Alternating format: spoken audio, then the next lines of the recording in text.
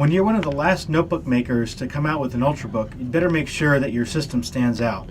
Dell's done just that with its XPS 13.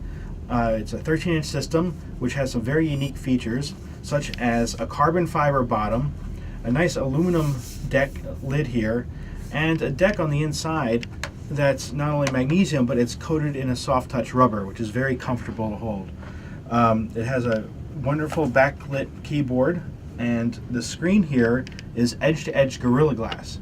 One of the unique things about the Dell XPS 13 is that it has a smaller footprint than other Ultrabooks that also have the same size screen. For example, when we hold it up here to the Asus UX31, you can see that the Dell takes up a lot less space on your desk. That's because it's crammed in the screen into there's a much smaller bezel, for example. If we look around the system, on the left side here is a USB 2.0 port, power, and a headphone and mic jack. And on the other side is a USB 3.0 port and a mini display port, as well as a little button here that you press and it shows how much battery life is left. This is a nice feature, but we wish the system had included an SD card slot at the very least. Inside, this notebook has a Core i5 processor, 4 gigs of RAM, and a 128 gigabyte SSD, which we found to be one of the fastest SSDs on the market. It beat out pretty much every other Ultrabook in terms of transferring files. Unfortunately, its battery life wasn't the best. The system lasted about 5 hours and 46 minutes, which is about an hour less than the Ultra Portable average, and a bit less, maybe half an hour at least less than many other Ultrabooks. For example, the HP Folio 13 lasted 7 hours and 50 minutes, which is a lot longer than this.